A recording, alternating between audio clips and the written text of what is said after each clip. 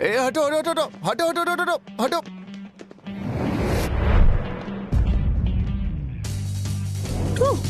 Teacher अभी नहीं अभी नहीं अभी नहीं। टीचर गो ने गिफ्टेड क्लास में पढ़ाने से मना कर दिया। पता नहीं उन्हें टीचर पेंग से कोई प्रॉब्लम है क्या। शायद 2 फीमेल टीचर साथ में काम कर रही हैं, इसलिए वो एक दूसरे को पसंद नहीं करती। अरे बस चुप करो। Teacher I am sorry. अरे अरे मैं लेट हो गया हूँ। ये लड़का कौन है स्केट पर? सर मुझे लगता है शायद ये क्लास 6/7 का है। यानी वो सबसे वर्स्ट क्लास। बहुत जाना पहचाना सा लग रहा है। हे वो हाय। अरे क्या करूँ यार, बहुत ट्रैफिक था। और तुम्हें तो पता है ना कि हम तो हमेशा से लेट ही आते हैं, तो ठीक है यार छोड़ो। ऑल राइट स्टूडेंट्स, यहाँ पर ध्यान दो। मान लो कि धरती पर मीटियोराइट गिर जाता है, जिससे हर देश के शहर तहस नहस हो जाते हैं। वहाँ लूट मच जाती है, मार काट होती है और यहाँ तक कि ज़ॉम्बीज़ भी लोगों को काटने लगते हैं। ये तो काफी भयानक सीन है। खैर, अच्छी बात यह है कि 3 लोगों ने मजबूत किले बना रखे थे। हाँ, पर उन्होंने एक जगह नहीं बनाए थे। ऐसी सिचुएशन में भी एक दूसरे की मदद नहीं की। जैसा कि सोमसोम ने कहा, उन्हें एक दूसरे की मदद करनी चाहिए थी। हाँ? टीचर, आप मेरा नाम जानती हैं? हाँ, तो किले अलग अलग जगहों पर थे। 1, तुम किलों पर अटैक करने में काफी माहिर हो। अगर तुम उनकी जगह होती तो किस किले में रहना पसंद करती? शायद सबसे सेफ किला ही चुनती वो, है ना? लेकिन आपने जो ऊपर नोट लिखा है उसमें क्या लिखा हुआ है? वो हर किले के लीडर की खासियत के बारे में है। ठीक है, तो फिर मैं लेफ्ट वाले किले को चूज करती हूँ। ओके, तो तुम आ जाओ और ऊपर अपना सिंबल बना दो। लेकिन मैं ड्राइंग में अच्छी नहीं हूँ, कहीं आपकी ड्राइंग खराब ना कर दूं। कोई बात नहीं, ये ड्राइंग हम सब मिलकर करेंगे। सुंदर हो या ना हो, बस बना दो। चलो आओ। ठीक है। ये पूरा जोर लगा देगी। Sam Tom. हाँ। कौन सा किला? राइट वाला। और क्या? चलो आ जाओ। मुझे जाकर ड्रॉ करना होगा। हाँ हाँ, तुम आओ जल्दी। काइजे, इन्हें मेरा नाम भी पता है, पर ये कैसे? हाँ यार। 1 वाली 1 एवरेज ग्रेड 1.52, इसे क्लास में मोबाइल पर गेम्स खेलना पसंद है। सौंथाया समसम एवरेज ग्रेड 1.7 केयरफुल है और पूरी चैटर बॉक्स है। चलो जाते हैं। ठीक है, आ जाओ। ठीक है। मैं बना रहा हूँ ना। वाओ, ये स्टफ्ड करेला है, मेरी दादी की ओरिजिनल रेसिपी है और मैं गारंटी देती हूँ ये टेस्टी है और कड़वा तो बिल्कुल नहीं है। ओह अच्छा अच्छा है। चलो तुम राइस सर्व कर दो, हमारा बेटा आ ही रहा है, फिर हम साथ में खाएंगे। हाँ।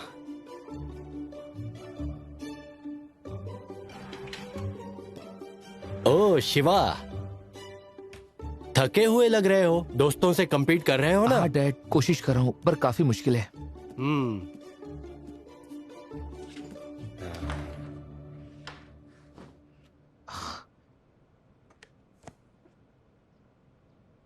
इस बॉक्स में क्या है?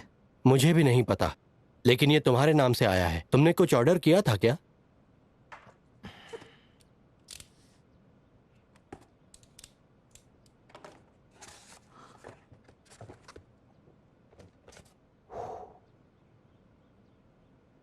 ये तो एक बोर्ड गेम है, पर मैंने तो ऑर्डर नहीं किया था।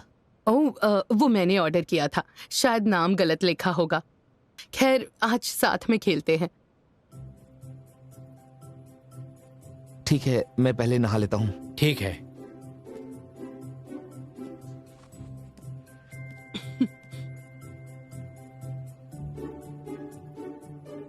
डैड, अब आपकी बारी। ओह, मुझे पत्ता लेना है क्या?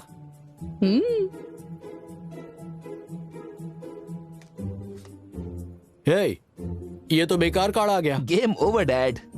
अगर आपके पास हुक्म का पत्ता होता तो आप आगे गेम खेल सकते हो। मुझे नहीं लगता मेरे पास हुक्म का पत्ता अरे है। बस करो, लास्ट राउंड तुमने खेला था, है ना? इस बार तुम्हारे पास ओह। पत्ता नहीं है। तो फिर इस बार शायद मैं हार गए। आप हार गए डैड। मैंने 3 राउंड्स खेले और मैं तीनों में हार गया। चलो ना कुछ और खेलते हैं। अरे नहीं, गेम अभी खत्म नहीं हुआ। अगर ऐसा है तो ये राउंड मेरे और आपके बीच मुकाबले का होगा। देखते हैं कौन जीतता है और चैंपियन कौन बनेगा। तुम मेरे बेटे हो, फिर भी मैं तुम्हें जीतने नहीं दूंगी, याद रखना।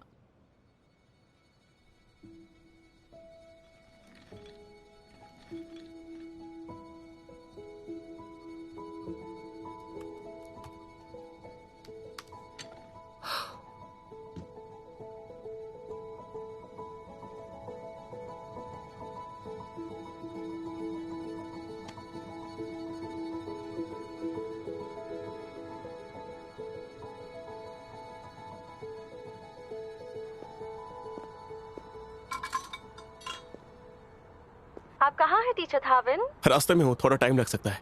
ओके, अभी इंग्लिश लैंग्वेज प्रोग्राम की रिकॉर्डिंग चल रही है, तो आप जल्दी आने की कोशिश कीजिए। एक्चुअली मेरा एक छोटा सा कार एक्सीडेंट हो गया है, ज्यादा टाइम लग सकता है। शायद मैं टाइम पर ना पहुंच पाऊं। अच्छा, क्या आप अंदाजन बता सकते हैं आपको स्टूडियो पहुंचने में कितना टाइम लगेगा लगभग?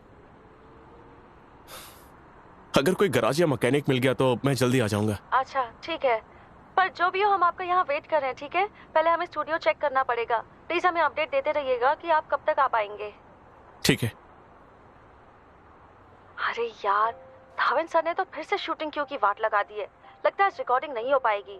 कौन रिप्लेस करेगा अब उसे? कुछ समझ नहीं आ रहा, पूरा गड़बड़ कर दिया है। कितनी बार वो ऐसा करते हैं, कितना टाइम वेस्ट किया है हमारा भी।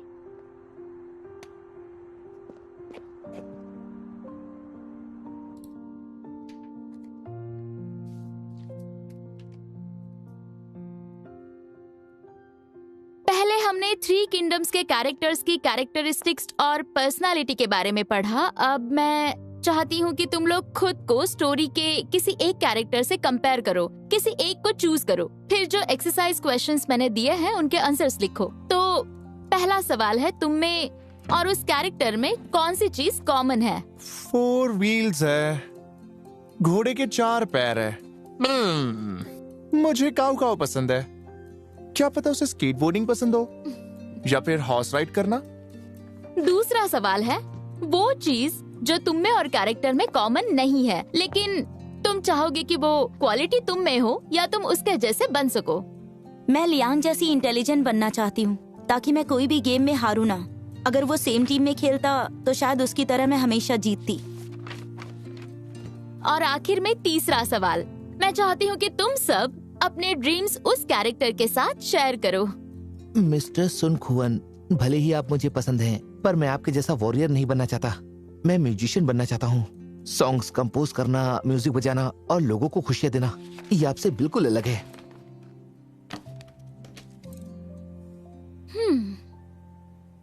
यूनिवर्सिटी जाने का किसी ने जिक्र नहीं किया। हेलो एवरीवन, क्या डिन भी ऑनलाइन है? किसी ने डिन के बारे में कुछ सुना?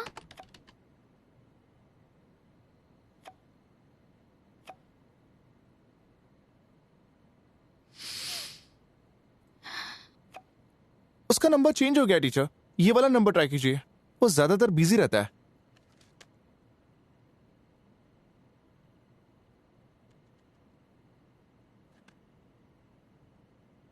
बीप सुनने के बाद कृपया अपना मैसेज छोड़ें। डिन, मैं टीचर गो बोल रही हूँ। आजकल तुम काफी बिजी रहते हो, जब भी फ्री हो जाओ मुझे कॉल करना। Miss you.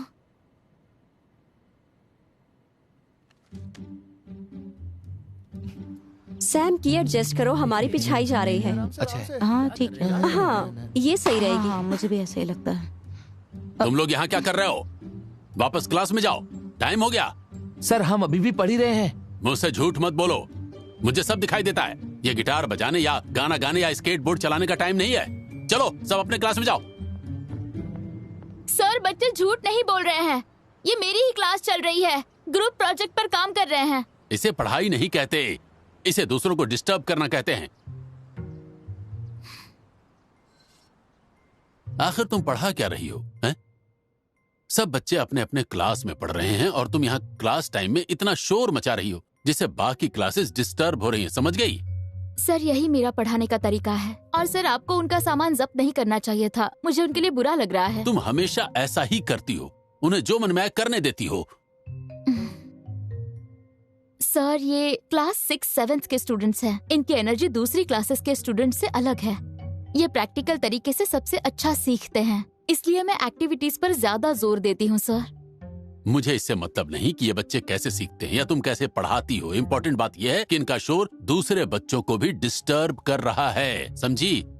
मैं इस बात के लिए आपसे माफी चाहती हूँ सर कि मैंने इस बारे में नहीं सोचा, लेकिन मैं बच्चों की भलाई के लिए चाइल्ड सेंटर मेथड अप्लाई करने की कोशिश कर रही हूँ। लेकिन ये स्कूल है, कोई चाइल्ड सेंटर नहीं। तुम बच्चों को बिगाड़ रही हो। तुम्हें इन बदमाश बच्चों को डिसिप्लिन सिखाना होगा, इन्हें क्लासरूम में बिठाना होगा और पढ़ाना होगा।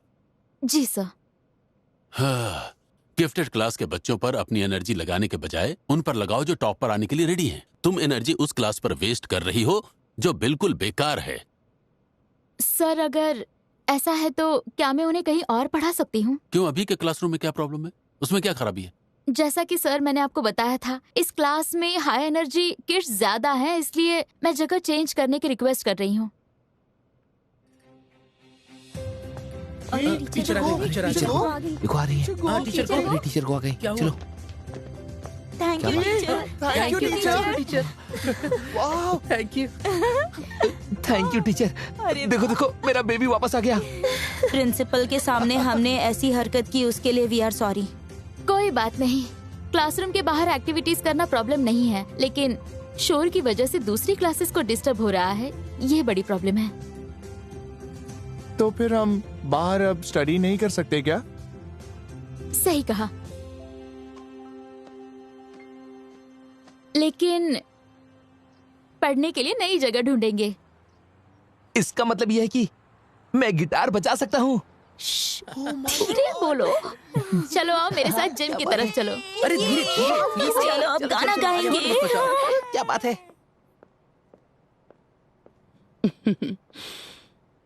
Hello vice principal sir. Hello teacher, आप कौन? बैठिए। ये वाइस प्रिंसिपल क्या है? यहाँ सिर्फ हम दोनों हैं। हमेशा की तरह मुझे मैथ सर ही बुलाइए। जब प्रिंसिपल मोंगकॉल खुद को हेडमास्टर कहलाना नहीं चाहते तो मुझे भी आपको आपकी पोजीशन के हिसाब से बुलाना चाहिए ना। ठीक है, आप जो चाहे बुलाइए। दरअसल मैंने आपको यहाँ इसलिए बुलाया क्योंकि मुझे आपसे कुछ कंसल्ट करना था। मैंने एक टीचर ट्रेनिंग प्रोग्राम देखा, उसका कंटेंट पढ़कर मुझे लगा कि गाइडेंस टीम को ऐसी ट्रेनिंग में हिस्सा लेना चाहिए। ये देखिए। टीचर ट्रेनिंग प्रोग्राम सुनने में इंटरेस्टिंग लग रहा है। ये 3 पार्ट्स में डिवाइडेड है। पहला पार्ट क्लासरूम में रिलेशनशिप बिल्ड करने के लिए टीचर की आइडेंटिटी पर फोकस करता है, दूसरा पार्ट लर्निंग एबिलिटीज डेवलप करने पर, और तीसरा पार्ट तो इंस्ट्रक्शनल डिजाइन प्रोसेस को कवर करता है। इससे उन्हें काफी मदद मिलेगी। ओह, स्पीकर्स भी काफी जाने माने हैं, प्रोफेसर्स, स्टूडेंट्स और यहाँ तक कि साइकाइट्रिस्ट भी। मुझे पता था कि आपको ये जरूर पसंद आएगा। मैं अब ऐसी पोजीशन में हूँ जहाँ मैं आपको पूरा सपोर्ट कर सकता हूँ। काउंसलिंग डिपार्टमेंट हमेशा स्टूडेंट्स और स्कूल को दोनों को हेल्प करता है। अगर टीचर ज्यादा नॉलेज गेन करे और अपने नेटवर्क्स को एक्सपैंड करे तो काम ज्यादा एफिशिएंट होगा और सारे स्टूडेंट्स के लिए बेनिफिशियल भी होगा। आपको ये पोजीशन बहुत पहले ले लेनी चाहिए थी सर। कितना अच्छा होता ना, हमारा काम भी आसान हो जाता। हालांकि मैं थोड़ा लेट हूँ, लेकिन अब तो इसी पोस्ट पर हूँ। अगर काउंसलिंग डिपार्टमेंट अग्री करता है तो मैं इस इशू को आगे तक ले जाऊंगा। आप सोचिए कि किस टीचर को भेजना है या फिर आप खुद भी वहां पे जा सकती है। अगर गिफ्टेड क्लास को किसी भी तरह की मदद चाहिए तो काउंसलिंग डिपार्टमेंट उसकी हेल्प करेगी। मैं प्रिंसिपल को भी इस प्रस्ताव को जल्दी अप्रूव करने के लिए इंकरेज करूंगा। ठीक है, मैं इस पर जरूर सोचूंगी सर। इतनी अच्छी चीज अब जाकर क्यों ध्यान में आई। वाह, क्या बात है, काउंसलिंग डिपार्टमेंट को टीचर ट्रेनिंग प्रोग्राम के लिए भेजा जा रहा है। ये तो बहुत अच्छी बात है। इससे पता चलता है कि स्कूल हमारे काउंसलिंग डिपार्टमेंट को सपोर्ट करता है। पर मुझे डर है कि ये बिल्कुल भी आसान नहीं होगा। रुको जरा, ऐसा क्यों बोल रहे हो तुम? Hello everyone. देखा? टीचर पियानत, आप काउंसलिंग डिपार्टमेंट में आई हैं, क्या बात है? जी, वो मुझे काउंसलिंग डिपार्टमेंट से डिस्कस करना है। देखिए teacher, counselling department gifted class के लिए इंफॉर्मेशन प्रिपेयर करने में आपकी मदद जरूर कर सकता है, लेकिन ऐसे फर्स्ट सेमेस्टर में नहीं। सच कहूँ तो मुझे पढ़ाना ना पड़े और सिर्फ काउंसलिंग का काम हो तो मैं आपकी मदद करने के लिए तैयार हूँ, लेकिन सिचुएशन ऐसी नहीं है और फर्स्ट सेमेस्टर में इतनी जल्दबाजी करना। बात यह है कि स्टूडेंट्स के पर्सनल पोर्टफोलियो संभालना होम रूम टीचर की जिम्मेदारी होती है। काउंसलिंग डिपार्टमेंट तो सिर्फ जनरल इंफॉर्मेशन ही प्रोवाइड करता है। हाँ एग्जैक्टली।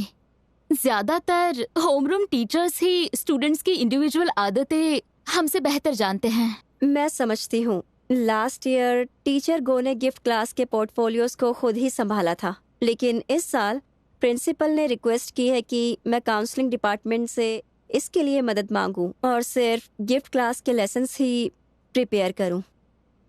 इसका मतलब प्रिंसिपल ने डायरेक्ट ऑर्डर्स दिए? जी हाँ। कहीं आप ये तो नहीं सोच रहे कि मैं आप पर एक्स्ट्रा वर्कलोड डाल रही हूँ? नहीं नहीं, ऐसा नहीं है, बिल्कुल नहीं है। तो फिर प्रिंसिपल खुद काउंसलिंग डिपार्टमेंट को ऑर्डर देने क्यों नहीं आए? सर मुझे ये बताइए, गिफ्टेड क्लास के स्टूडेंट पोर्टफोलियोज टीचर पियानत खुद क्यों नहीं संभाल सकती? ये सब क्या हो रहा है टीचर अफकॉन? बिना नॉक के अंदर आ जाना, क्या हो गया है आपको? हैं? सॉरी सर, मुझे आपसे गिफ्टेड क्लास के बारे में बात करनी थी। हाँ, मैंने ही टीचर से कहा था कि वो स्टूडेंट्स की इन्फॉर्मेशन आपसे मांगे, तो इसमें प्रॉब्लम क्या है? लेकिन इस केस में स्टूडेंट्स की जिम्मेदारी होम रूम टीचर की ही होती है। काउंसलिंग डिपार्टमेंट का रोल सिर्फ स्टूडेंट्स की जनरल इन्फॉर्मेशन देने का है, वो भी हमारे सजेस्टेड शेड्यूल के हिसाब से ही होता है। हम मिड टर्म होने के बाद ही इन्फॉर्मेशन प्रोवाइड करते हैं। अरे पर गिफ्टेड स्टूडेंट सिर्फ 15-20 ही तो हैं। ये काउंसलिंग डिपार्टमेंट की कैपेसिटी से बाहर कैसे हो सकता है? हैं? आप सब इतने होनहार हैं, कॉम्पिटेंट हैं। अगर उन्हें इन्फॉर्मेशन जल्दी मिल जाएगी तो वो पोर्टफोलियोज भी जल्दी प्रिपेयर कर सकती हैं। तो इसका मतलब हमारा स्कूल एक खास ग्रुप ऑफ स्टूडेंट्स को स्पेशल प्रिविलेजेस देता है और दूसरों को नहीं, है ना? हाँ, तो इसमें अजीब क्या है? अगर आप गिफ्टेड स्टूडेंट की बात कर रही हैं तो ये सही है। लेकिन स्पेशल प्रिविलेजेस सिर्फ गिफ्टेड क्लास स्टूडेंट्स को ही नहीं मिल रहे। गिफ्टेड क्लास की होम रूम टीचर पर टीचिंग के अलावा कोई रिस्पॉन्सिबिलिटी दिख ही नहीं रही। इससे इनइक्वालिटी पैदा हो रही है और बाकी टीचर्स पर बर्डन बढ़ रहा है। क्या आपको लगता है कि ये स्कूल के लिए अच्छी बात है? माफ कीजिएगा सर, पर मुझे ऐसा नहीं लगता। आप लोगों को क्या हो गया है? अगर आप काउंसलिंग में इतनी माहिर हैं तो अपनी काउंसलिंग सिर्फ बच्चों तक ही सीमित रखें। हर किसी को अपने रोल में रहना चाहिए, यही तो आप लोग चाहते थे। अगर पूरा सिस्टम ही चेंज करना हो तो वो फाथम स्कूल की टीचर्स की कलेक्टिव डिमांड होगी, लेकिन ये चेंज सिर्फ एक क्लास और एक टीचर के लिए ही है। मैं इसे एक्सेप्ट नहीं करती। अगर एक्सेप्ट नहीं कर सकती तो आकर खुद सिस्टम बिल्ड करो, खुद मैनेज करो। यही मेरे काम करने का तरीका है। ठीक है, समझ गई।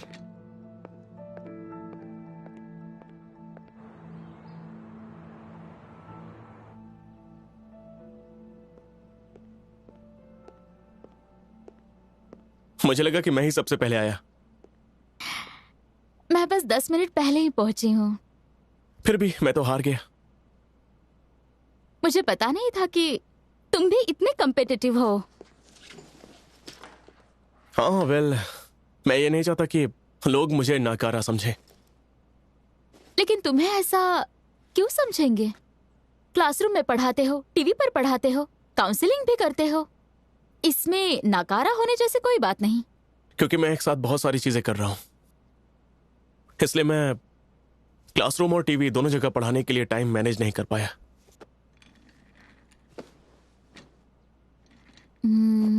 तो मैं तुम्हारी क्या मदद कर सकती हूँ?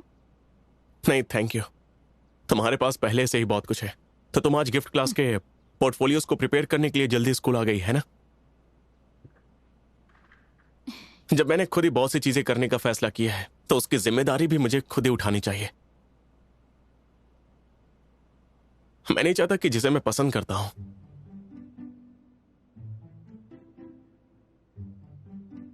उसे लगे कि मैं नाकारा हूं।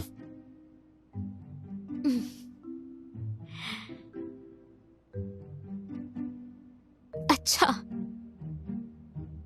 हाँ,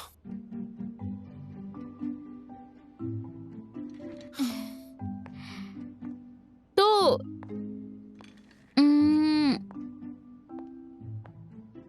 वैसे तुम्हें टीवी पर पढ़ाना ज्यादा पसंद है या क्लासरूम में पढ़ाना ज्यादा पसंद है? मतलब मुझे कौन सा काम ज्यादा पसंद है? हाँ,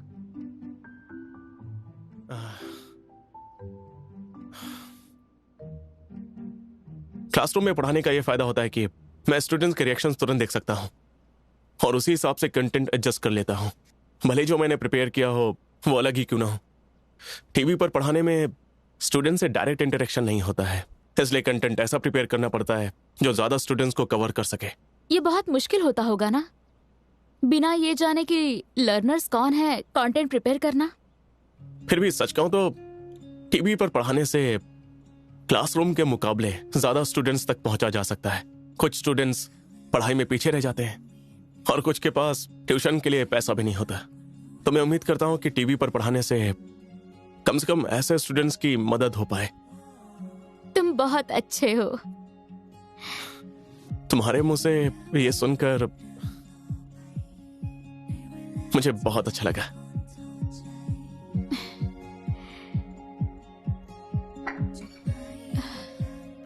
क्या तुम कॉफी लोगे? हाँ, वैसे तुम भी बहुत अच्छी हो।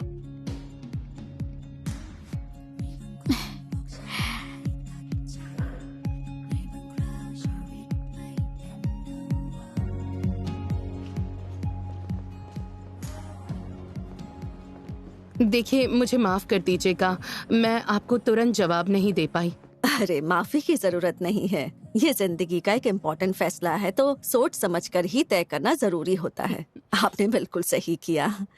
उल्टा हमें माफी मांगनी चाहिए कि आज हमने आपको यहाँ तक आने की तकलीफ दे दी है ना। वाकई ये मेरे लिए ऑनर की बात है कि गुड होप जैसा इंटरनेशनल स्कूल मुझे इतनी अच्छी पोजीशन ऑफर कर रहा है। अरे हम लोग तो काफी समय से आपका काम फॉलो कर रहे हैं। आज आपने जो आइडियाज प्रेजेंट किए हैं वो हमारी स्कूल के तौर तरीके और मकसद के साथ काफी मिलते जुलते हैं। ये सुनकर मुझे बहुत खुशी हुई। Thank you ma'am. अच्छा सुनिए, आप प्लीज उन कंडीशंस पर ध्यान से सोच लीजिए जो हमने इसमें मेंशन की हैं। गुड होप स्कूल चाहता है कि आप ही स्कूल की प्रिंसिपल बने, बस। Thank you very much. हाँ, इतना थक गया हूं कि एक चम्मच भी नहीं उठा सकता। रुको, मैं तुम्हें खिलाता हूं। रहने दो, मैंने टीचिंग, काउंसलिंग और होम रूम टीचर होने के लिए कितनी कैलोरीज चाहिए कैलकुलेट कर रखी है। मुझे तुम्हारी हेल्प नहीं चाहिए। कहा ना हेल्प नहीं चाहिए। अरे क्या चल रहा है यहाँ पर? तुम लोग ये क्या खेल रहे हो? ठीक है, तुम अपने क्या हाथ मैं से ज्वाइन खा कर लो। सकता हूँ? हाँ बिल्कुल। क्या हो रहा है? बस करो। सुनो, अब से टीचर पैड भी अक्सर हमारे साथ खाने के लिए बैठेंगे क्योंकि टीचर पैड काउंसलिंग डिपार्टमेंट के नए मेंबर जो होंगे।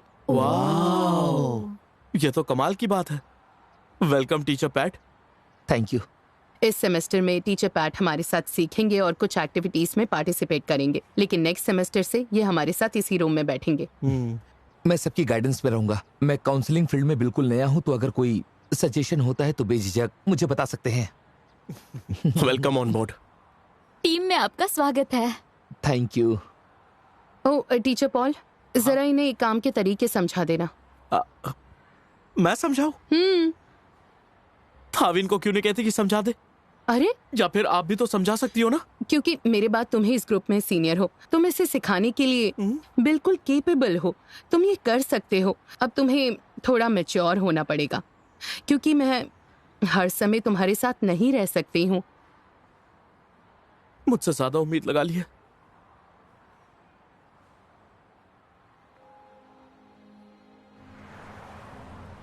कॉफी रेडी है।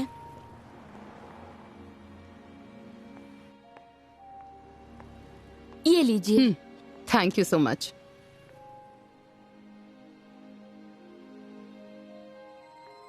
क्या आपको कोई बात परेशान कर रही है? अगर गिफ्ट रूम के पोर्टफोलियो की बात है तो फिक्र मत कीजिए, मैं संभाल लूंगी। मैं बस कुछ बातों के बारे में सोच रही हूँ। क्या तुम्हें टीचर पैड के काउंसलिंग रूम में ज्वाइन करने से कोई प्रॉब्लम तो नहीं है ना? नहीं, मुझे बिल्कुल प्रॉब्लम नहीं है। टीचर पैड पहले एक्टिविटी डिपार्टमेंट में थे, वो बच्चों को अच्छे से समझते होंगे। इससे हमारा वर्कलोड भी कम होगा और टीचिंग पर ज्यादा फोकस करने का टाइम मिलेगा। अगर काउंसलिंग रूम इतना स्ट्रांग है तो मैं रहूं या ना रहूं, मुझे कोई टेंशन नहीं है। आप बार बार ऐसा कह रही हैं जैसे आप यहाँ से जाने वाली हैं।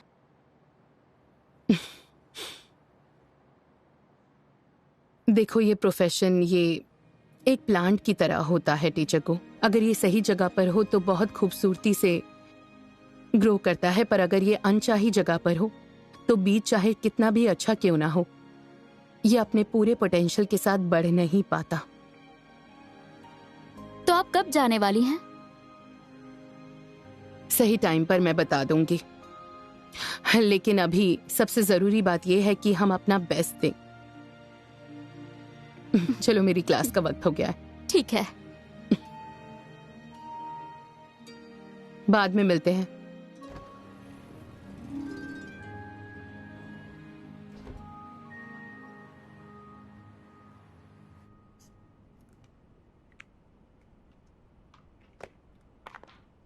Hello teacher.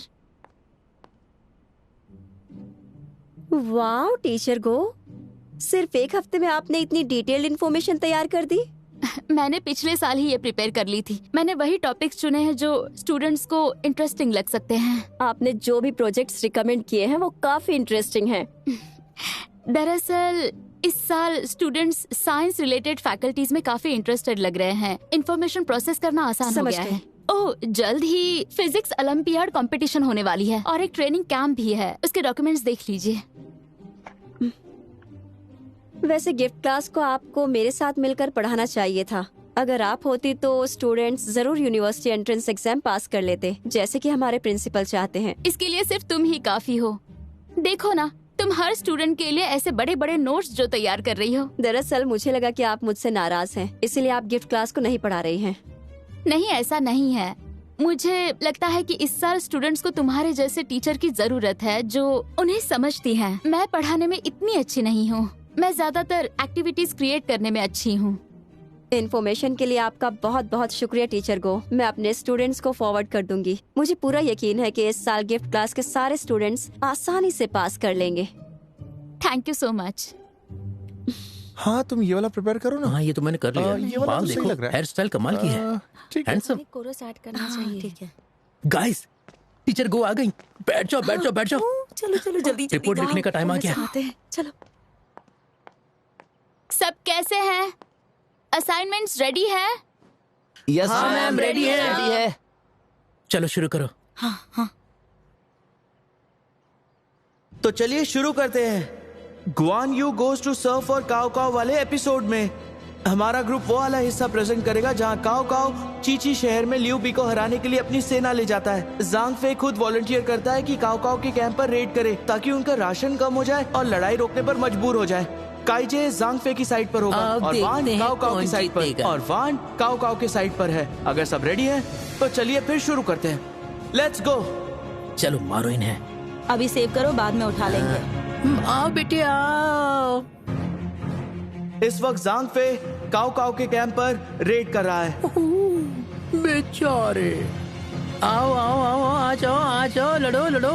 तुम तो बस एवरेज हो मैन। लेकिन काव काव सिचुएशन को संभालता है अपनी आर्मी को 11 दलों में डिवाइड करके। पहले 8 दल कैंप के चारों तरफ से घेर लेते हैं, एक दल ओरिजिनल कैंप में रहता है और 2 दल घात लगाने के लिए इंतजार करते हैं। जांग फे अटैक करता है पर हमारी दोस्त वान स्टेल्थ रेंज का इस्तेमाल करके जांग फे की टीम के टैंक यूनिट को मार देती है। नहीं, तुम तो बहुत मामूली खिलाड़ी हो।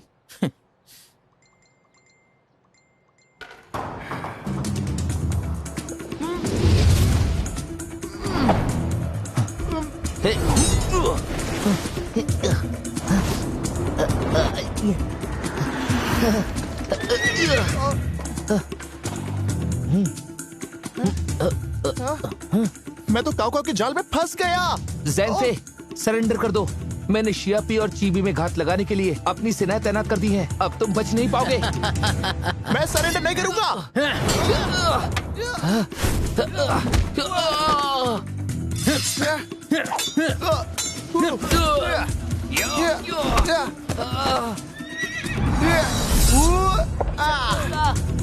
पीछा करो उसका। रुक जाओ। ज़ैंग फे के भागने के बाद लिऊ बे ने युआन शाओ के पास शरण ली। काओ काओ ने शियापी शहर पर कब्जा कर लिया, जो गुआन यू के अधीन था। गुआन यू लिऊ बे की 2 पत्नियों लेडी गन और लेडी मी की देखभाल करता है। इसी के साथ हमारी प्रेजेंटेशन खत्म होती है। सुनो, तुम लाइव स्ट्रीम कंटिन्यू करो, अब मेरी बारी है। ठीक है।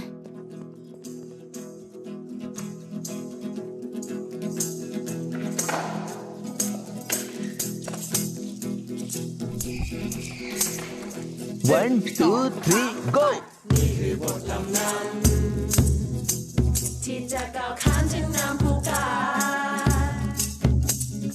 วีรกรรมลือชาสื่อสัตย์หนักหนาสมยากวนอูทั่วแผ่นดินต่างรู้ยกย่องเชิดชูในความภักดี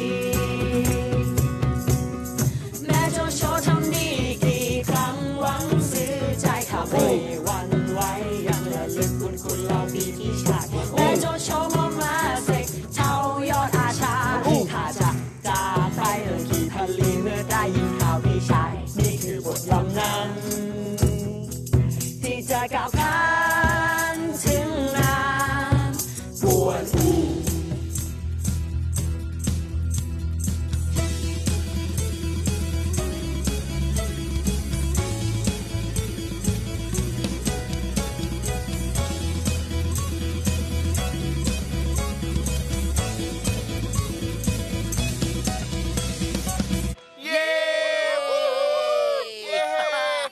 मजा आ गया।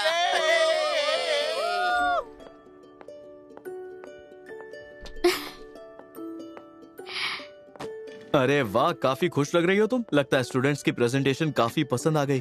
हाँ, पर तुम्हें कैसे पता? टीचर गो, तुम्हारी क्लास के स्टूडेंट सोशल मीडिया पर लाइव स्ट्रीमिंग कर रहे थे। सब लोग वो वीडियो शेयर कर रहे हैं।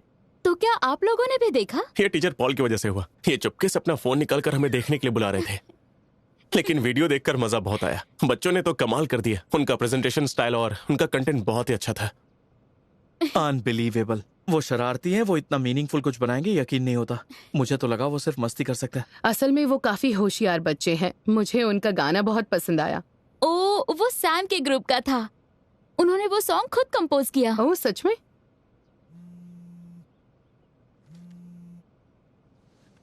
हेलो, कौन? हाँ, क्या सच में? Yes yes, thank you so much. Bye bye. क्या हुआ, लॉटरी जीत गई क्या? उससे भी बड़ी बात है, टीचर वोरावन ने बताया कि सलाया यूनिवर्सिटी में मेरे स्टूडेंट्स के लिए कोटा मिल गया है। अरे वाह, क्या बात है। अमेजिंग। तो इसका मतलब सबसे बेकार क्लास के स्टूडेंट्स को भी सलाया में कोटा मिलने का चांस है। वाह, क्या बात है। कौन सी फैकल्टी में? Musical arts. वाह, ये तो सेलिब्रेशन करने वाली बात है। तो चलो। हाँ हाँ, पार्टी तो बनती है। मैंने काफी सॉन्ग्स कंपोज किए हैं, लेकिन वो बस सिंपल से गाने ही हैं। मुझे सुरताल की समझ नहीं है। म्यूजिकल नोट्स लिखने का फायदा ये होता है, जो आपके सॉन्ग्स बजाने में इंटरेस्टेड होंगे वो उन्हें आसानी से प्ले कर पाएंगे। ओह, मेरे सॉन्ग्स में भला कौन इंटरेस्टेड होगा? मैं मजे के लिए कंपोज करता हूँ, मेरा कोई मकसद नहीं है। स्टूडेंट्स के लिए जो थाई सॉन्ग्स तुमने कंपोज किए हैं, उनमें तो उन्हें काफी इंटरेस्ट है। इससे उन्हें कंटेंट ज्यादा जल्दी और अच्छे से याद हो जाएगा। क्या सच में? हाँ, एक काम करो, पहले म्यूजिकल नोट्स लिखो। क्या आप सच कह रही हैं? हाँ। आप ज्यादा सोच रही हैं। तुम काफी टैलेंटेड हो, ट्राई तो करो। ठीक है, मैं इंटरनेट से सीखूंगा कि म्यूजिकल नोट्स कैसे लिखते हैं। लेकिन अगर मैं फेल हो गया तो प्लीज मुझे ब्लेम मत कीजिएगा। श्योर, मैं नहीं करूंगी।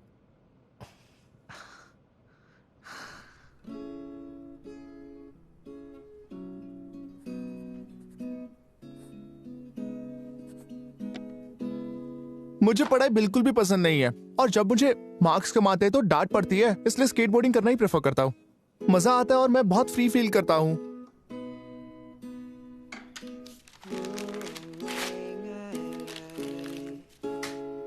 स्केटबोर्डिंग करके अगर एग्जाम्स में फर्स्ट आया तो कितना मजा आएगा ना। मैं तो पूरे क्लास में फर्स्ट आऊंगा। ऐसा नहीं है कि ये इम्पॉसिबल है, लेकिन पहले कंपटीशन ट्राई क्यों नहीं करते? जब तुम्हें ये पसंद है तो चैंपियन बनने के लिए खेलो। क्या आप सच कह रही है? ट्राई तो करो, पूरी ताकत लगाकर खेलो। ऑलराइट, तो मैं खेलूंगा।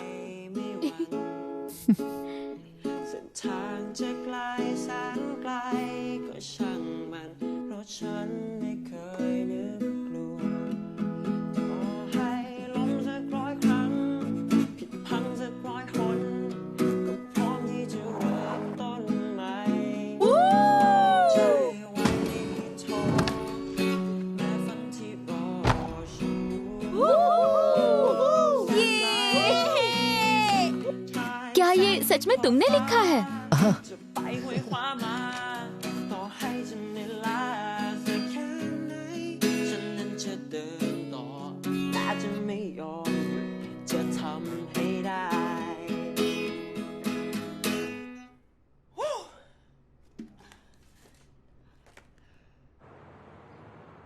मुझे आप लोगों को ये बताते हुए बहुत खुशी हो रही है कि हमारे स्टूडेंट्स ने रीजनल स्केटबोर्ड कंपटीशन जीतकर स्कूल का नाम रोशन किया है। Mister तोमोन San मेत्साई,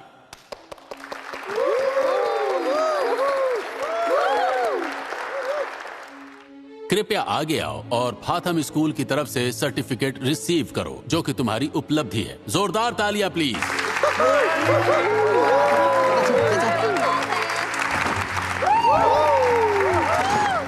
thank you sir. Congratulations. Thank you. अभी आप मुझे स्केटबोर्ड के लिए मना नहीं करोगे ना? Thank you. आ जाओ।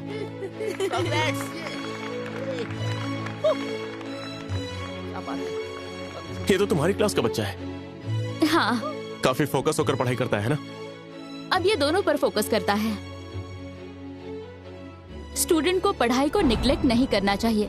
अगर किसी तरह यूनिवर्सिटी में एडमिशन मिल भी जाए तो हाई स्कूल की बेसिक नॉलेज बहुत जरूरी होती है, समझ गए? क्या मेरे जैसा लड़का वो भी यूनिवर्सिटी एग्जाम में पास होगा? हाँ बिल्कुल, तुम कर सकते हो। ठीक है, मैं ट्राई करता हूँ। हाँ? क्या हुआ? क्या बात है, बताओ। कॉन्ग्रेचुलेशंस। ओह, कॉन्ग्रेचुलेशंस। ओह, कितनी एक्साइटिंग बात है। स्टूडेंट्स, अभी और भी गुड न्यूज हैं। क्लास 6-7 से स्पेशल कोटा के तहत मिस्टर सैन सुक्सामोन को सलाया यूनिवर्सिटी की फैकल्टी ऑफ म्यूजिक आर्ट्स में एडमिशन मिल गया है। यस! ये क्या बात है? Congratulations! Come on! Cheers!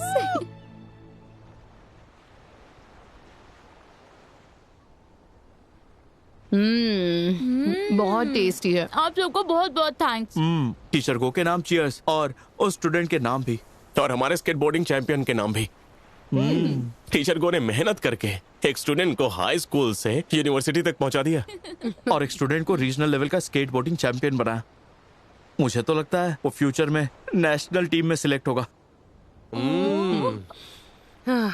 Term खत्म होने से पहले इतनी अच्छी न्यूज मिल गई है, तो अब मुझे कोई टेंशन नहीं और कुछ अधूरा छूट गया ऐसा भी नहीं लग रहा। ऐसा क्यों बोल रही हैं आप? ऐसा लगता है जैसे कुछ बुरा होने वाला है। मुझे कुछ भी अच्छा नहीं लग रहा है। आज मुझे तुम सबसे बात करनी है। मैं स्कूल प्रिंसिपल की पोस्ट लेने जा रही हूँ। प्रिंसिपल मॉन्कॉल की जगह? अरे वाह! नहीं, मैं गुड होप इंटरनेशनल स्कूल में प्रिंसिपल की पोस्ट लेने जा रही हूँ।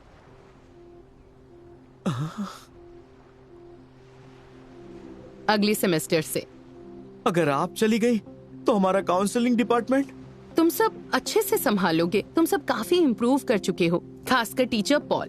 तुम मजाक बहुत करते हो, लेकिन लोगों का ध्यान रखना तुम्हें अच्छे से आता है और मैं ये बात जानती हूँ। ऐसा मत कहिए, इसका मतलब है कि इंचार्ज मैं बनूंगा? टीचर पॉल नहीं तो और कौन होगा बताओ? मुझे पूरा भरोसा है कि मेरे बिना भी सब कुछ ठीक से चलेगा, देख लेना। सच में। देखिए मुझे लगता है टीचर पॉल, आप कर सकते हैं। मैं आपका अच्छा सबॉर्डिनेट बनूंगा और आप जो भी कहेंगे मैं वो सब कुछ करूंगा। अरे यार, मैं भी। सच कहूं तो मुझे भी नहीं पता कि मैं इंटरनेशनल स्कूल में प्रिंसिपल की रिस्पॉन्सिबिलिटी संभाल पाऊंगी या नहीं। वहां जाकर मेरी रिस्पॉन्सिबिलिटी बहुत बढ़ जाएगी और ये मेरे लिए अनजान फील्ड है। पता नहीं मैं अच्छा कर पाऊंगी या नहीं, लेकिन ये एक चैलेंज भी तो है। मत भूलो, हम सिर्फ स्टूडेंट्स को ग्रो करना नहीं सिखाते, हमें खुद भी ग्रो करना है। लाइफ हमेशा हमें आगे बढ़ने की चॉइसेस देती है और ये भूलना नहीं चाहिए। तो अब मुझे ग्रो अप होना पड़ेगा, है ना? मैं जानती हूँ तुम सबको लग रहा होगा कि तुम मुझ जैसी एक प्यारी सी गाइडेंस काउंसलर को खो रहे हो, लेकिन शायद अब टाइम आ गया है कि तुम लोगों को मुझसे भी बेहतर काउंसलर मिले, क्योंकि तुम लोग हर दिन बेहतर हो रहे हो। तुम्हारी उम्र में भी मैं वो नहीं कर पाती थी जो तुम आज कर पा रहे हो। तुम कर सकते हो, खुद पर भरोसा रखो। ठीक है। अरे तुमने तो मुझे डरा ही दिया। तो फिर रबकवान मैम के लिए चीयर्स करते हैं। उन्होंने आज तक बहुत कुछ किया है, तो थैंक यू कहने का वक्त आ गया है। Come on come on, cheers. अरे रुको रुको, आराम से आराम से। मैंने अपने बेटे से कहा है कि मैं सिर्फ 7 बजे तक ही बाहर रुकूंगी, ठीक है? आप एक अच्छी टीचर होने के साथ साथ आप एक अच्छी माँ भी हैं। हाँ, एक अच्छी माँ बनना सीखने में मुझे काफी टाइम लगा। मैं तो अपने बेटे को ऑलमोस्ट खो ही चुकी थी, और तुम भी। तुम टीचिंग करते हो, काउंसलिंग करते हो, टीवी पर भी पढ़ाते हो। देखो अभी तुम्हारी फैमिली नहीं है, फिर भी अपनी फैमिली के लिए टाइम डिवाइड करना और हर जगह बेस्ट देना बिल्कुल आसान नहीं होता। तुम समझ रहे हो ना क्या कह रही हूँ? हाँ। मुझे लगता है हर चीज का सही वक्त होता है। हाँ, बिल्कुल सही कहा। हमने जो समय साथ बिताया है उसके लिए चीयर्स। टीचर रबकवान, मैं आपसे रिक्वेस्ट करना चाहता हूँ कि आप यहाँ काम जारी रखें। अगर आप ऐसे रिजाइन कर देंगी तो लोगों को लगेगा कि हमारे बीच कोई प्रॉब्लम है। लेकिन प्रॉब्लम तो है ना सर। पर ऑफिस में एक दूसरे से थोड़ी बहुत प्रॉब्लम होना तो बड़ी नॉर्मल बात है मिस रबकवान। हमारी पुरानी फ्रेंडशिप के लिए ही सही, प्लीज इस रेजिग्नेशन पर दोबारा सोचिएगा। नहीं प्रिंसिपल सर, मैं यहाँ बहुत लंबे समय से काम कर रही हूँ और स्टूडेंट्स और स्कूल के डेवलपमेंट के लिए मैंने हमेशा बेस्ट देने की कोशिश की है, लेकिन ऐसा लगता है कि मेरे एफर्ट्स को कभी सपोर्ट नहीं मिला है और आगे भी मैं ऐसा होते नहीं देख सकती हूँ। अगर ऐसा है तो चलिए एडजस्टमेंट साथ में करते हैं। मैं एडजस्ट करूंगा, आप भी एडजस्ट कीजिए। स्टूडेंट्स और फाथम स्कूल के बेनिफिट के लिए हम दोनों कुछ चेंजेस करेंगे। देखिए सर, जब से हम एक दूसरे को जानते हैं, आज आपने पहली बार मुझसे ऐसे कहा। लेकिन आपने ये सुना है ना, हर तरह के बीज हर माहौल में अच्छे से नहीं उगते। मैं यहाँ ग्रो करने की कोशिश करती रही हूँ और काफी लंबे समय से कोशिश कर ही रही हूँ, लेकिन अब वक्त आ गया है कि इस पौधे का गमला बदला जाए और किसी ज्यादा सूटेबल जगह पर इसे ग्रो किया जाए। Thank you very much.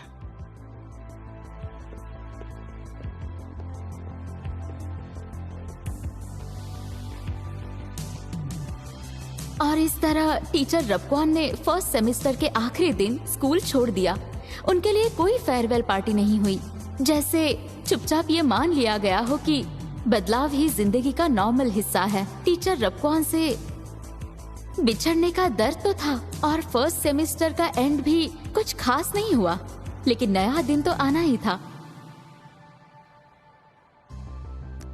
और इस तरह टीचर रबकॉन के बिना हमने मुसीबत भरे सेकंड सेमेस्टर में कदम रखा। पता नहीं आगे क्या होगा।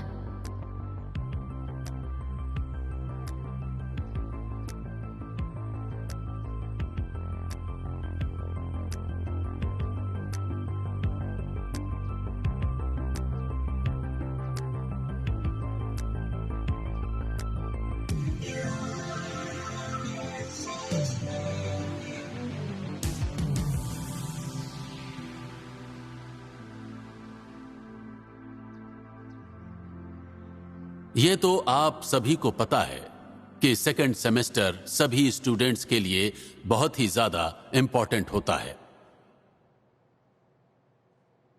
क्योंकि अगले एकेडमिक ईयर में स्टूडेंट्स नेक्स्ट ग्रेड में प्रमोट होने वाले होते हैं। मैं सभी टीचर्स से रिक्वेस्ट करता हूं कि ग्रेड 12 के स्टूडेंट्स को पूरा सपोर्ट दें।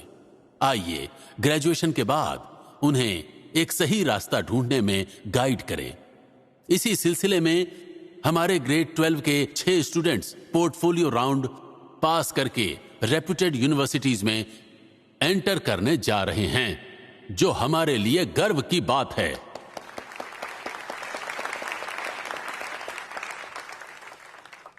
मैं टीचर पियानत का शुक्रिया करना चाहता हूं, जिन्होंने गिफ्टेड क्लास के 5 स्टूडेंट्स को ये राउंड पास कराने में मदद की। हमारा तहे दिल से उनको शुक्रिया। मैं टीचर गो को भी बहुत बहुत शुक्रिया कहना चाहता हूं।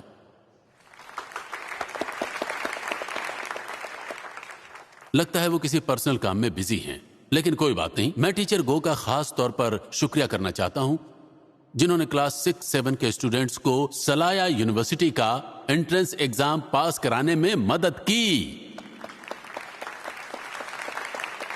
हमारा लक्ष्य है फाथम स्कूल को ईस्टर्न रीजन का सबसे बेस्ट हाई स्कूल बनाना, और हम इसमें कामयाब होके रहेंगे।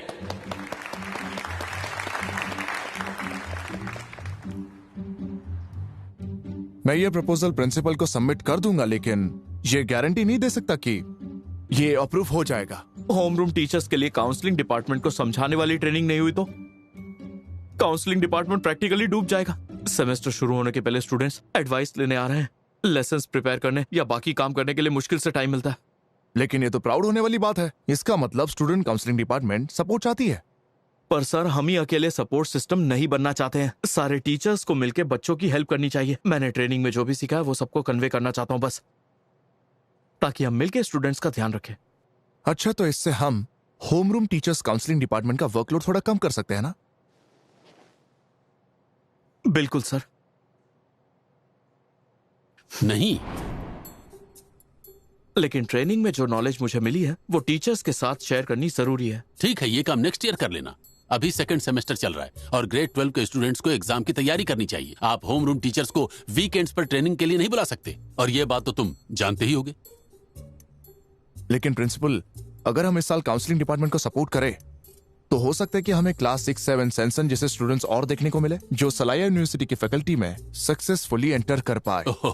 असिस्टेंट प्रिंसिपल मेयर, ये तो 1 in a million वाली बात है। अभी जो इंपॉर्टेंट काम है हमें वो करना चाहिए। वो ये है कि गिफ्टेड क्लास के स्टूडेंट्स की ट्यूटरिंग को पूरा का पूरा सपोर्ट देना, क्योंकि इस क्लास के स्टूडेंट्स सच में टैलेंटेड हैं। इनके टॉप 5 यूनिवर्सिटीज में जाने के चांसेस हैं।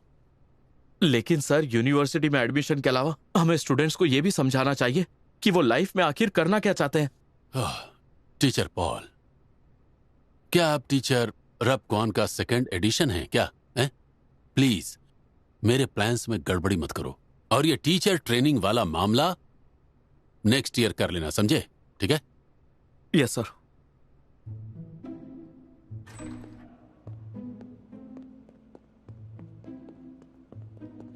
हेलो,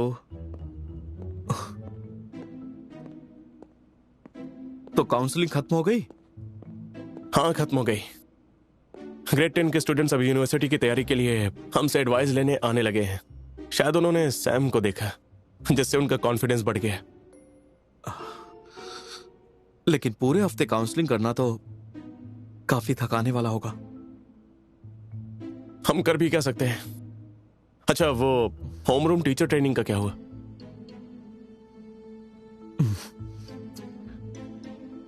मुझे रबकुआन मैम की याद आ रही है।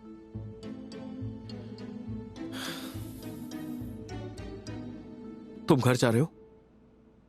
हाँ, एक एजुकेशनल प्रोग्राम शूट करने के लिए बैंकॉक जा रहा हूँ। ओह, मेरा 12th ग्रेड के स्टूडेंट के साथ ट्यूटरिंग अपॉइंटमेंट है। चलो फिर बाद में मिलते हैं।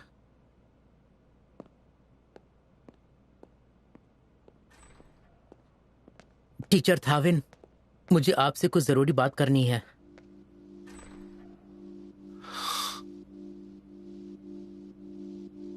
हाँ बिल्कुल। हाँ, मैं रास्ते में ही हूं। मुझे थोड़ा लेट हो जाएगा, स्कूल में थोड़ा काम है, इसलिए लेट आऊंगा। ठीक है, मिलते हैं।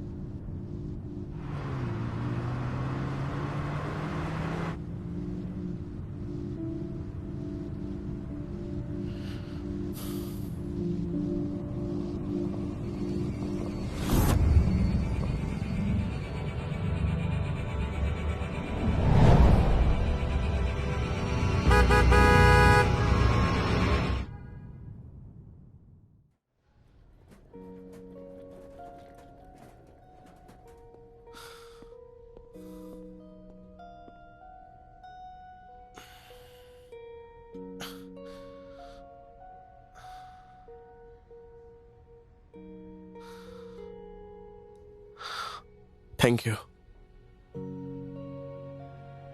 अब आप कैसे हैं टीचर थाविन? डॉक्टर ने कहा मुझे कुछ दिन कास्ट पहनना पड़ेगा। ओह, और आपको ये कब तक पहनने के लिए कहा है? लगभग 1 महीने। 1 महीने के लिए कास्ट है? मैंने वार्ड से कांटेक्ट कर लिया है।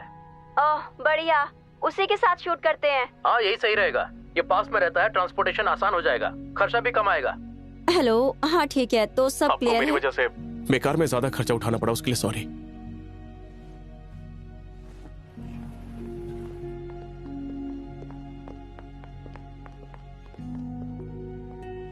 टीचर थाविन, तुम ठीक तो हो ना? तुमने दवाई वगैरह ली या मैं लेकर आऊं? नहीं, मैंने ले ली है।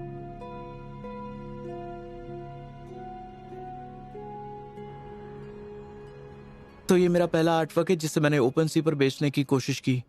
ये एक NFT का प्लेटफॉर्म है।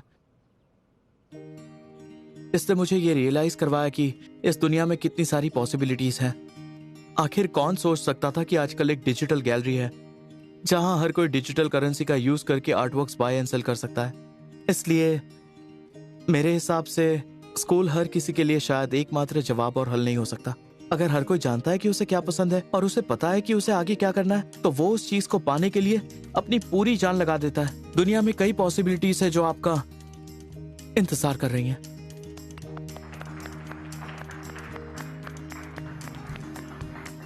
Thank you very much dean. ये है डीन, तुम सबका सीनियर। हाँ, वही जो स्कूल छोड़कर गया।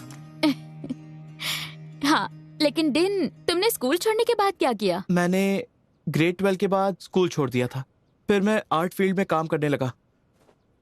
तो सीनियर, क्या आप वही डीन हैं जिसने टून टून क्लब पर ब्लैक डॉग की कहानी ड्रॉ की थी? क्योंकि जो स्टाइल आपने पहले दिखाया था वो काफी हद तक वैसा ही लग रहा था। हाँ, बिल्कुल सही कहा। क्या तुमने पढ़ा है उसे? ओ सीनियर, उस पेज पर तो बहुत सारे लाइक्स हैं, तो पता कैसे नहीं चलता। Thank you so much.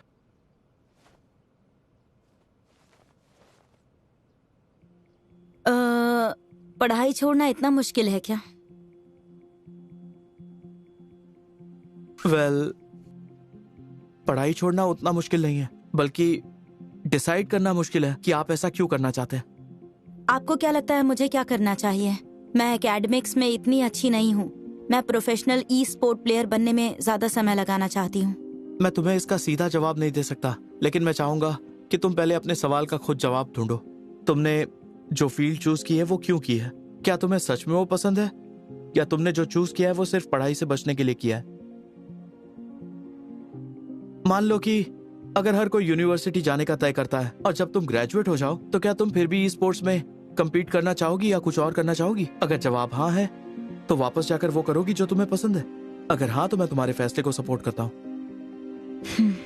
और अगर मैं कॉन्फिडेंट हूँ कि वो चीज मुझे सच में बहुत पसंद है, लेकिन पता नहीं मैं अपने आप को सपोर्ट कर पाऊंगी या नहीं। जैसे आप डिजिटल वर्क्स बेचते हैं, आपको क्या लगता है मुझे क्या करना चाहिए? वेल, भले ही आप डॉक्टर या नर्स बनने के लिए ग्रेजुएशन पूरी करें, फिर भी आपको ट्रेनिंग की जरूरत पड़ेगी। जब हम पढ़ाई खत्म करके नया जॉब शुरू करते हैं, एक नई शुरुआत करनी होती है। मुझे लगता है कि चाहे हम किसी भी रास्ते को चूज करें, हमें स्क्रैच से शुरुआत करनी ही होती है और खुद को कंटिन्यूअसली डेवलप करना होता है। कोई भी डॉक्टर ग्रेजुएशन के बाद इंस्टेंटली स्पेशलिस्ट नहीं बन जाता है। Thank you so much. तुम्हें ये नहीं चाहिए? आपने इसे खिला खिला के मोटा कर दिया। मैं तो बस इसे मीट बॉल्स देता था। तुम इसके लिए बहुत सारी चीजें खरीद लाए हो। तुम तो अमीर हो गए हो। नहीं, इतना भी नहीं हुआ हूँ। बस इतना कमा लेता हूँ कि खुद का खर्च निकाल सकूं और मेरे सर पे कोई लोन ना हो। तुम्हारे लिए मैं बहुत ज्यादा खुश हूँ।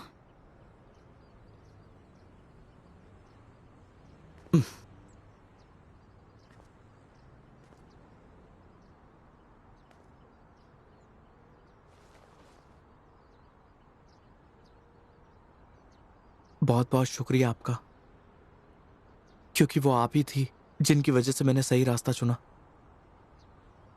अरे नहीं, तुम पहले से ही अपने आप को अच्छी तरह जानते थे। तुम्हें खुद को थैंक्स कहना चाहिए। एक्सपीरियंस शेयर करने के लिए शुक्रिया। टीचर गो।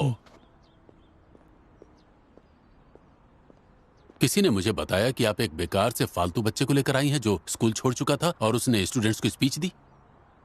आपकी नजर में सर शायद मैं आज भी अच्छा नहीं हूं, पर क्या मैं इम्प्रूव नहीं हो सकता? सर, अभी डिन एक आर्टिस्ट है जिसके डिजिटल वर्क्स में कई लोग इंटरेस्टेड है। इसे कई फाउंडेशन में उसकी तस्वीरें बेचने के लिए इनवाइट भी किया गया है। टीचर गो, इस तरह के ट्रेंड्स टेम्पररी होते हैं। ये बस फैशन है और ज्यादा देर नहीं टिकेगा। आप स्पीच देने के लिए उन होनहार ग्रेजुएट्स को क्यों नहीं लाती जो डॉक्टर या इंजीनियर बने हैं? सब जानते हैं कि ये प्रोफेशंस तो बेमिसाल हैं। ये साबित हो चुका है कि इसी से शानदार पहचान बनती है। और आर्टिस्ट में कितने कामयाब होते हैं। सर, मैं बस यही चाहती हूँ कि स्टूडेंट्स ये जाने कि हर इंसान में अलग टैलेंट्स होते हैं। लोगों को वो रास्ता चुनने की जरूरत नहीं जो सब चुनते हैं। तो जाओ, यूनिवर्सिटीज में एडमिशन लो। अगर यूनिवर्सिटी में जा सकते हो तो लाइफ में अलग अलग रास्ते चुनने के लिए ऑप्शंस मिलते हैं। और ध्यान रखो, मेरे स्कूल में कभी भी ऐसे लोग स्टूडेंट्स को स्पीच देने के लिए नहीं आएंगे जो कभी यूनिवर्सिटी में नहीं गए हों।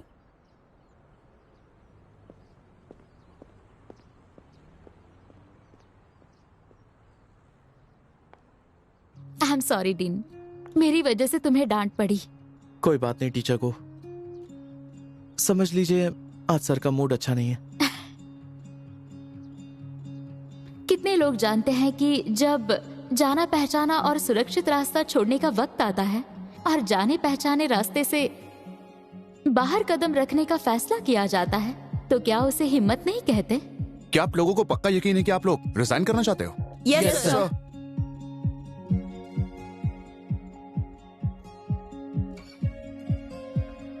Thank you so much. मुझे टीवी प्रोग्राम के जरिए इतने सारे स्टूडेंट्स को पढ़ाने का मौका देने के लिए। पर अब मैं टीवी टीचर की पोस्ट से रिजाइन करना चाहता हूं।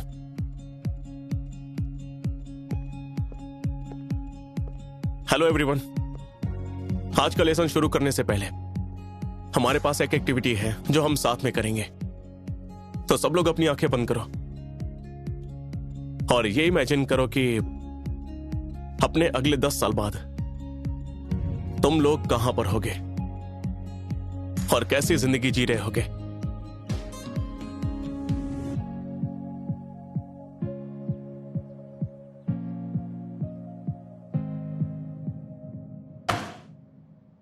टीचर को आप बहुत बड़ी मुसीबत खड़ी कर रही हैं।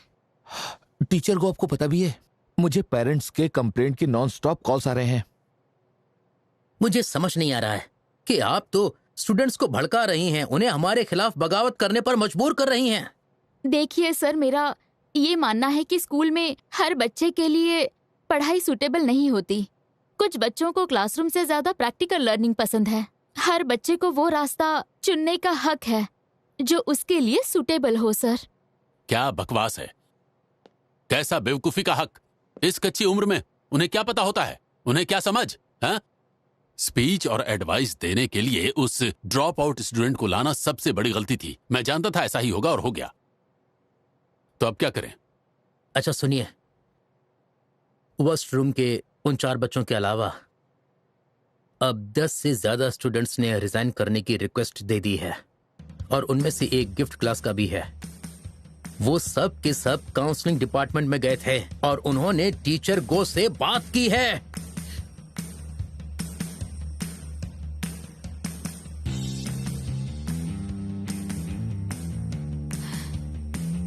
मैं यही कहूंगी, हर स्टूडेंट को हक है।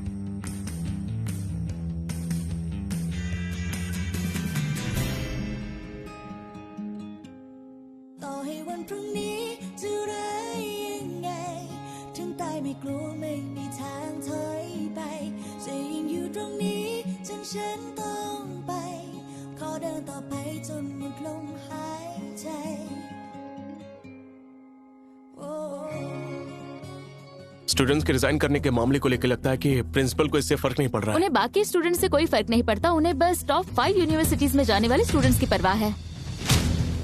याद रखना, अगर ये बात बाहर लीक हुई तो तुम मुश्किल में पड़ जाओगी। अरे वो गांधी वो बिल्डिंग से कूदने वाला है। क्या कूदने वाला है? चली जाओ यहाँ से, मुझे अकेला छोड़ दो। चली जाओ, अकेला छोड़ दो मुझे। तुम कर सकते हो। नहीं।